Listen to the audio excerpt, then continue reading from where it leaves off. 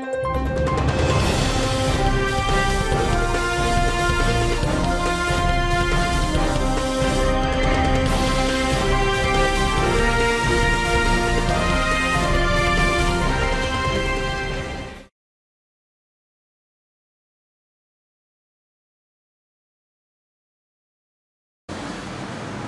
la nouvelle coalition qui regroupe un certain nombre d'organisations de la société civile de notre pays. L'IDAO, c'est un nom carrière qui veut dire mon pompon en anglais et espoir en français.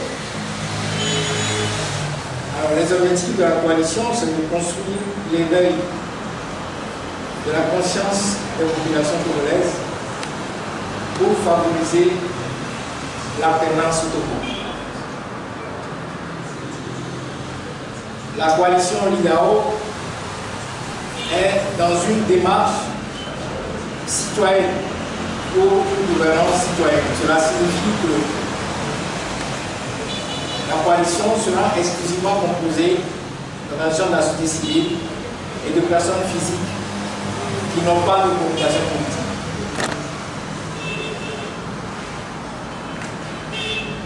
Alors, face à certaines capacités des tenants actuels du pouvoir au Togo, de remettre de l'ordre dans le corpus judiciaire, de résoudre les problèmes fonciers, d'arrêter les détournements de fonds publics, de redonner du poids à la chefferie traditionnelle qui se trouve être le socle de notre communauté, de notre société, et pour un certain nombre de raisons que nous avons mentionnées dans le rapport, eh bien, une partie de la société civile, l'organisation de la société civile, a décidé de prendre ses responsabilités devant l'histoire.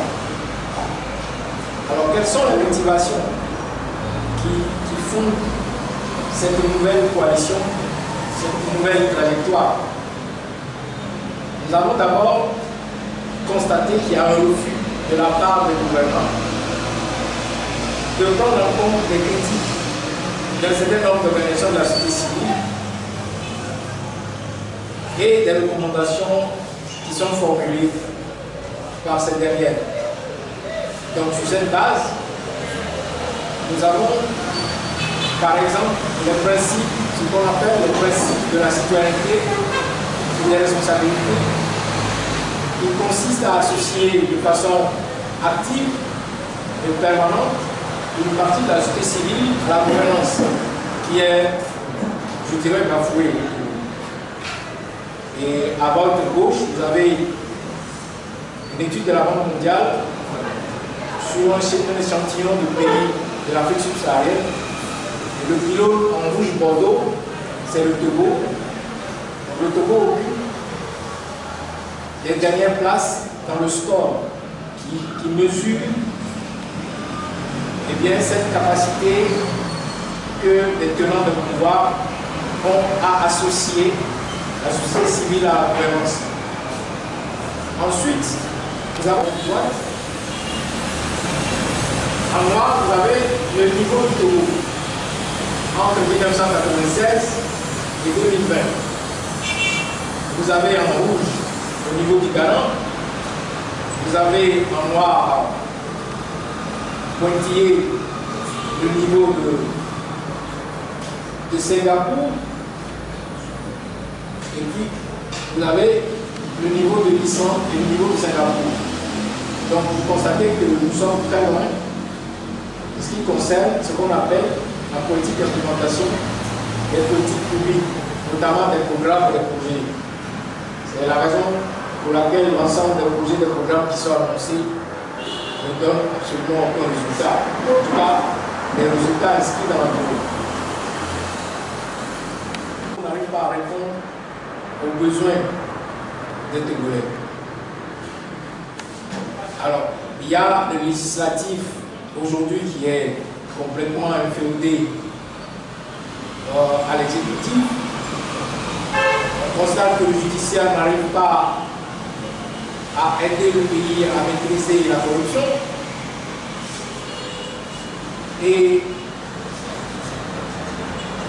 depuis que son excellent le président de la République, Faure Gnassingbé, a pris le pouvoir, eh bien, le Togo n'a jamais réalisé un taux de croissance à 2 chiffres. Donc, à votre gauche, vous avez la comparaison entre le taux de croissance de la Chine et celle du Togo. Puisque tout le monde fait référence à la Chine aujourd'hui dans tous les pays de l'Afrique subsaharienne.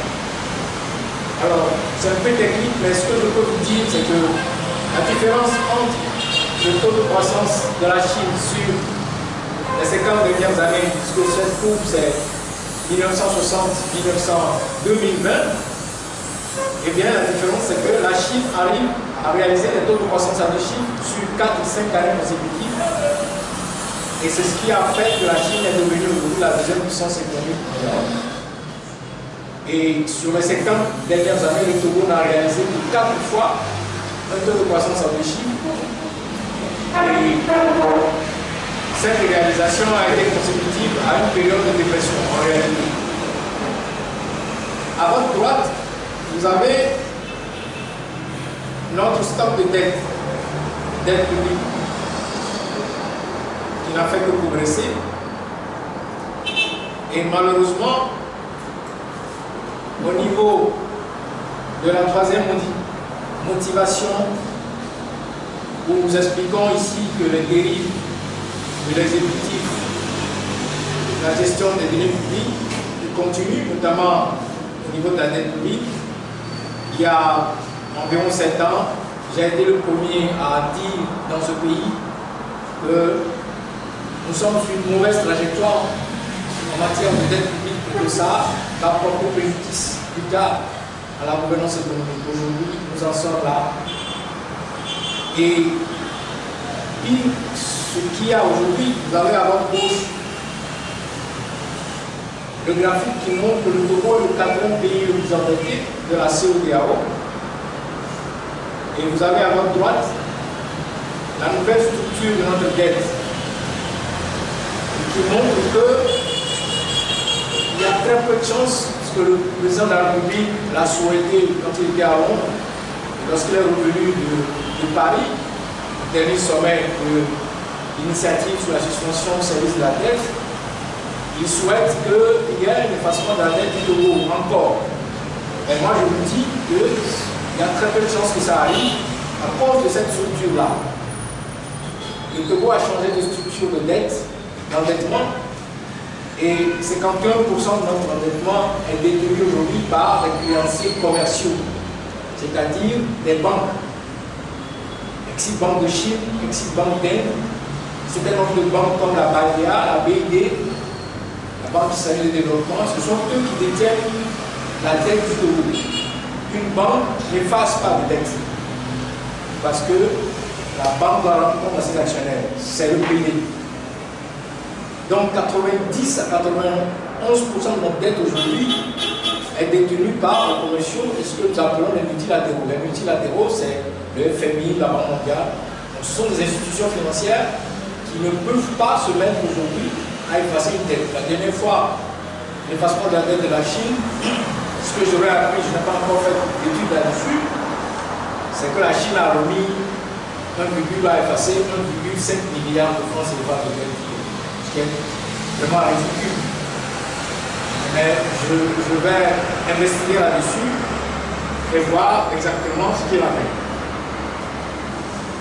Donc, pour ces raisons qui constituent notre motivation, nous avons décidé de changer de trajectoire. Alors, il y a également l'impasse économique dans laquelle nous nous trouvons aujourd'hui. Vous avez la COVID-19 qui continue à dérégler le système économique mondial, notamment avec la Chine qui est dans son histoire de Covid-0. Vous avez aujourd'hui la situation inflationniste qui est accélérée par la guerre entre l'Ukraine et la Russie. Et cette situation inflationniste n'est pas près de s'éteindre. Quand l'économiste aujourd'hui ne peut vous dire exactement quand est-ce que les prix vont redescendre.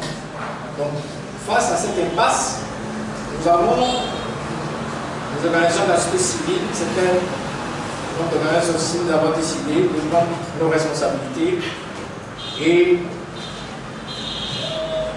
de changer de trajectoire. Alors, j'ai à maintes reprises démontré le fait que le Togo avait une agriculture qui était en retard. Et dans les pays, les 6 pays majeurs de mémoire, nous sommes quasiment en dernier, excepté la Guinée-Bissau, nous sommes les derniers en agriculture. En termes de performance et en termes de productivité, nous sommes les derniers. Et les deux graphiques que vous voyez, le graphique de gauche, c'est la production, la performance agricole de ces 6 pays majeurs de la zone mémoire. Et le graphique de droite, c'est la production du maïs et la performance de la production du maïs. Et vous voyez à droite, le pylône le plus élevé, c'est le Mali. Le Mali qui est un pays qui se trouve dans le désert, qui n'est pas gros consommateur de maïs. Eh bien c'est le maïs, le Mali qui produit plus de maïs que le Togo. Le Togo est à 800 000 tonnes en moyenne, alors que le Mali est à 3 millions, plus de 3 millions de tonnes. Donc, nous avons une agriculture qui est faible, qu'il faut relever, en tout cas restructurer. J'en ai déjà parlé à plusieurs reprises. J'ai dit la dernière fois, lorsque nous avons fait la conférence sur la Bichette, que le Togo avait un pouvoir d'achat en moyenne, le Togolais a un pouvoir d'achat très faible. Par la zone CEDEAO, le Togo ne devance que le Libéria et le Niger. Enfin, la dernière motivation, nous avons constaté qu'il y a une absence de contre-pouvoir parlementaire sérieux dans le pays, à telle enseigne qu'il y a une phrase célèbre qui a été prononcée dans l'hémicycle, où on a dit à un parlementaire supposé de l'opposition, qu'on lui a demandé de venir portulaire, qui se met à compter les vaches. Et c'est cette phrase qui symbolise aujourd'hui le fait que nous n'avons pas de véritable pouvoir parlementaire.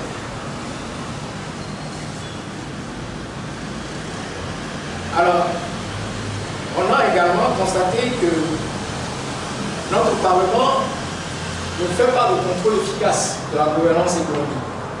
J'ai choisi 2 exemples. D'abord le phosphate, où il n'y a aucun audit, aucune investigation de la part de ces parlementaires pour venir présenter au peuple des rapports qui nous prouvent que notre industrie phosphatière se porte bien ou est bien gérée. Nous avons à peu près 577 milliards de francs CFA de production entre 2007 et 2019, soit 7 millions de tonnes de phosphate. Ça, c'est le rapport sur le commerce extérieur de la Banque centrale qui le dit. Et puis, tout dernièrement, dans ce même rapport, j'ai dit que nous exportons du pétrole. Voilà le graphique qui est à votre gauche, qui montre le montant des exportations du pétrole du Togo entre 2005 et 2019, et puis la quantité, à peu près 2 millions de tonnes, et plus de 655 milliards qui ont été exportés sur cette période. Alors, donc, face à tout ça, nous avons donc décidé de créer une nouvelle coalition dont la mission est de défendre les intérêts des populations togolaises. Je résumerai ça ainsi. Et l'objectif, c'est de pouvoir éveiller la conscience des Togolais et préparer, réaliser une alternance politique avec une alternative, je dirais, crédible. Je pense que beaucoup d'entre vous ici me connaissent par veille économique et les publications que nous avons faites. Et vous pouvez juger si c'est crédible ou pas. Mais avec la coalition Midao, nous allons offrir une nouvelle alternative pour les Togolais. Vous allez voir bientôt, lorsque je vais présenter, tout à l'heure, lorsque je vais présenter les 10 premières préoccupations Donc en conclusion, pour la première partie, je dirais que le Togo se trouve à la croisée des chemins et que la situation dans laquelle nous nous trouvons, notamment en ce qui concerne la soutenabilité de la dette, la dernière fois j'avais parlé d'une dette qui était, je ne dirais pas, je n'ai pas utilisé le mot insoutenable, mais il y a certains de vos confrères, collègues qui ont remis en cause ce que j'ai dit. Donc, il faut faire la différence entre ce qu'on appelle un endettement moyen, un surendettement et puis une insoutenabilité de la dette. Ce sont 4 niveaux d'endettement qui sont différents. Et il faut un certain nombre de techniques d'analyse pour pouvoir savoir où est-ce que le Togo se situe. Si les gouvernants ont du mal à prendre des décisions aujourd'hui dans cette crise et que finalement, au lieu d'augmenter le SMIC, ils ont décidé d'augmenter uniquement le salaire des fonctionnaires, c'est parce que nous avons des engagements au niveau de la dette extérieure et de la dette intérieure que nous devons honorer à tout prix. Alors, la deuxième phase de ma présentation, rapidement, la coalition sort aujourd'hui avec des préoccupations. Nous avons décidé de donner ce nom parce que dans l'échelle des besoins de l'humain, vous avez l'inquiétude. Lorsque l'inquiétude vieillit, ça se transforme en préoccupation. Lorsque la préoccupation n'est pas satisfaite de vieillir, ça se transforme en revendication. Et lorsque la revendication n'est pas satisfaite, ça se transforme en manifestation. Alors nous sommes à l'étape de préoccupation. Aujourd'hui, nous allons exprimer 10 premières préoccupations de la coalition libérale. La première préoccupation, dans cette période de vie chère, nous suggérons à nos gouvernants de diminuer la taille du gouvernement. Alors, ce que vous voyez apparaître, c'est le gouvernement actuel. Ce que nous proposons, c'est de passer à 20 départements ministériels. Voilà ce que nous proposons. Et la diminution de la taille de notre gouvernement, eh bien, va entraîner une économie de 34 milliards par an de francs CFA.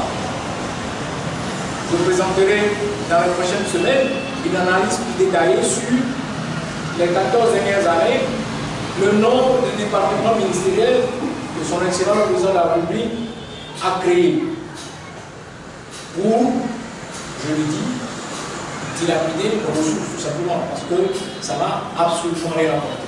Je vais démontrer ça dans la semaine suivante. Alors, vous avez en face de vous les propositions, les départements ministériels qui vont disparaître. Nous suggérons par exemple que le département de l'éducation nationale soit rassemblé en un seul département ministériel avec comme attribut le département du ministère d'État. Et sous ce ministère d'État, vous aurez 4 secrétariats d'État, notamment le secrétariat d'État à l'enfance, c'est-à-dire le jardin d'enfants, le secrétariat d'État à primaire secondaire, le secrétariat d'État à l'enseignement technique et le secrétariat d'État à l'enseignement supérieur. Donc tout ceci, cette modification, le passage à 20 départements ministériels, va faire économiser au pays 34 milliards qui vont nous permettre de passer, par exemple, d'augmenter les subventions pour diminuer, nous allons voir tout à l'heure, pour diminuer le prix aujourd'hui du gaz ou de l'essence à la pompe. Nous suggérons, en tout cas nous sommes préoccupés par le fait que les allocations budgétaires qui sont faites jusqu'à 2022 ne sont pas optimales. Et le score du Togo aujourd'hui, en 2022, c'est 6. Le score c'est à 6 points sur 20, sur une échelle de 1 à 20. Et nous suggérons à nos gouvernants de changer de score, de porter ce score de 6 à 12. Et dans ce changement, pour 2023, bien sûr, nous suggérons que le budget de 2023 soit porté de 1700 milliards à 2210 milliards, avec les départements de l'éducation, de l'agriculture, de la santé, qui vont changer carrément de dimension si nous voulons véritablement satisfaire les besoins des Togolais et créer des points supplémentaires en termes de croissance. Alors, la dernière fois, j'ai sorti un communiqué pour soutenir les femmes grossistes, revendeuses de tomates. Je ne l'ai pas fait parce que je les connais. Je n'ai jamais rencontré ces femmes. Je les connais dans un village, je ne sais pas qui elles sont. Si je les vois dans la rue ce soir, je ne les reconnaîtrai pas, je ne les connais pas. Mais je les ai écoutées sur la problématique du changement de positionnement qui est en cours, où on veut les faire quitter Atikodi. Et à cause de ce qu'elles ont dit, lorsque je les écoutais, eh bien je passais en revue les cours de marketing sur le management. C'est pour ça que j'ai sorti le communiqué en disant que ce changement de positionnement va ruiner les femmes. Parce qu'elles ont parlé de positionnement. Le positionnement, c'est la notion la plus importante en ce qu'on appelle le marketing mix. C'est-à-dire cette capacité qu'un entrepreneur a à choisir, à localiser le lieu sur lequel il veut exercer son activité commerciale. C'est très important, et primordial. Et ce changement de positionnement de cette femme va entraîner tout simplement la perte de la clientèle. Et une perte de clientèle entraîne une perte de chiffre d'affaires. La perte de chiffre d'affaires peut vous pousser dans ce qu'on appelle le défaut de paiement. Puisque les femmes ont expliqué que leur mode de financement, c'est de la dette, c'est du revolving, du crédit revolving auprès des banques. Donc si elles ne peuvent plus exercer correctement leur activité, si elles perdent la clientèle, elles vont perdre le chiffre d'affaires, donc elles auront des difficultés à rembourser les dettes. Mais ce qui m'a le plus, disons, qui a retenu le plus mon attention et qui est stratégique par rapport au pays, au commerce intérieur du Togo, à l'économie togolaise, c'est d'abord le fait que les femmes ont expliqué que c'est l'une des rares filières dans laquelle se trouve aujourd'hui ne détenue par les Togolais et les Togolaises. Parce que lorsque vous allez au grand marché d'Adawato, la plupart des filières aujourd'hui sont détenues par les étrangers. Et en plus, elles ont expliqué que les 2 dernières années de Covid, c'est grâce à elles, en distribuant, en commercialisant les tomates, que les producteurs togolais de tomates ont survécu à la crise de la Covid. Alors, moi, ma question est simple. Si un jour le Togo veut augmenter sa production de tomates, qui a l'expertise de nous permettre de mettre ces tomates sur le marché? Ce sont ces femmes-là. Maintenant, si on veut changer leur positionnement et ruiner leur activité, eh bien le Togo va perdre une expertise. Tout simplement. C'est pour ça que ce soir, cet après-midi, je renouvelle au nom de tous les membres de la coalition IDAO notre soutien à ces femmes pour qu'on ne change pas de positionnement à ces femmes.